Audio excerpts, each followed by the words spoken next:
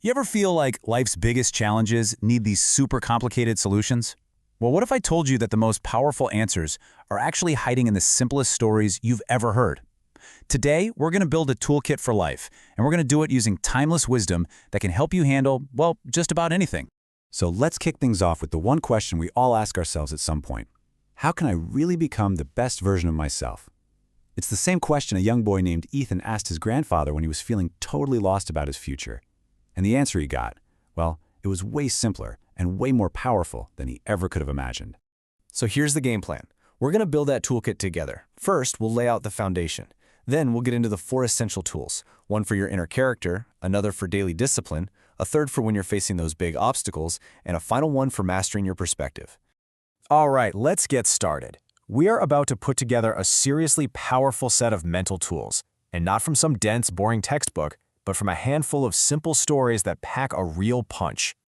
You know, the whole idea here is that this stuff is for everyone. The wisdom we're about to dig into isn't locked away somewhere. It's practical, it's real, and it's right here for the taking. If you're willing to listen to the story of a pencil, a farmer, or maybe even a tiny little caterpillar.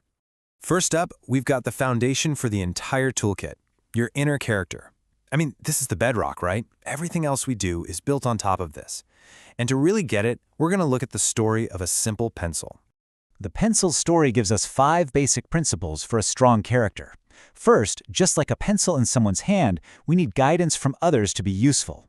Second, we have to go through painful sharpening, life's challenges, because that's what makes us better. Third, we all have an eraser. We can correct our mistakes and learn from them. Fourth, and this is a big one, our real value isn't the fancy outside, but what's on the inside. And finally, wherever we go, we should try to leave a positive mark. This quote just nails it, doesn't it? It's the whole point of our first tool. True worth, that real strength, it comes from your inner qualities, your integrity, your kindness, your ability to bounce back. That is the core of a solid character. So let's move on to our second tool, which builds right on top of the first, daily discipline. I mean, having a great character is one thing, but actually putting it into practice every single day, that takes a totally different kind of strength. So many of us are always chasing motivation, right? But as an old fisherman in one story says, motivation is just a flash of light. It's bright, it's exciting, and then, poof, it's gone. Discipline, though, that's a slow-burning fire. It's that commitment to just show up every single day, whether you feel like it or not. That's the thing that actually gets you where you want to go. And if you ever doubt the power of that slow burn, just think about the bamboo tree. For 4 straight years, a farmer waters a seed and sees absolutely nothing. Nothing. People are telling him he's a fool, but he keeps going. Why? Because for those 4 years, that tree was building a massive root system underground. And then, in year 5, bam, it shoots up 90 feet in just 6 weeks. Now that is the payoff of discipline. So how do we actually build it? Well, a wise coach named Miller gave his student 4 simple rules. First, control your thoughts.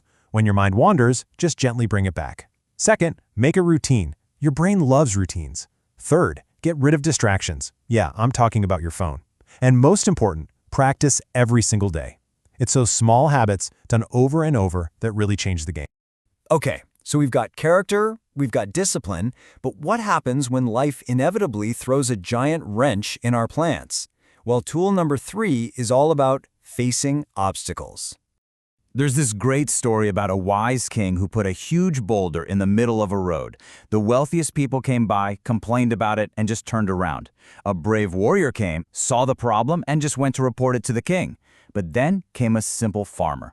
After a long day, he decided to just deal with it. He pushed, he strained, and he finally moved the boulder. And underneath, he found a bag of gold coins left there by the king.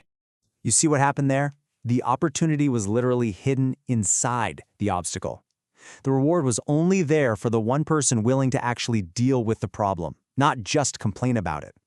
The obstacles aren't in your way, they are your way. Okay, fine.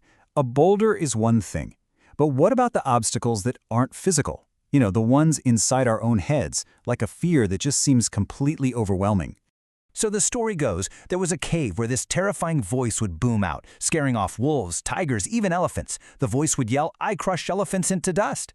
But one day, a tiny, courageous frog decided to go find out what was making that sound. And what crawled out? A caterpillar. Its tiny voice was just being amplified by the cave's echo. It's the perfect picture of how our fears often seem way bigger than they actually are. The only way to see them for what they really are is to face them. And that brings us to our final, and maybe our most powerful tool. This is the one that shapes how we see everything else. The lens of perspective.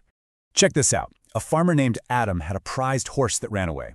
The whole village said, "Oh, what terrible luck." But then the horse came back and it brought 5 wild horses with it.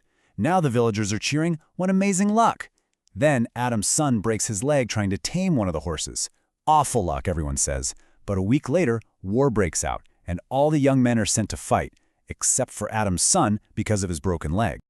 Just like Adam told his son, we just can't judge an event as good or bad in the exact moment it happens.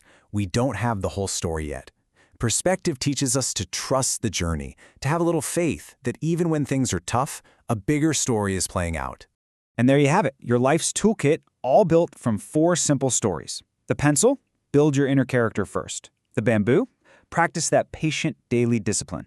The boulder, remember that obstacles are actually opportunities. And the farmer's horse, trust the journey because you can't see the full picture just yet. Look, these tools are simple, but that doesn't mean they're easy. They take practice. So the real question isn't whether they work. The real question is, now that you have them, which one are you going to pick up and start using today?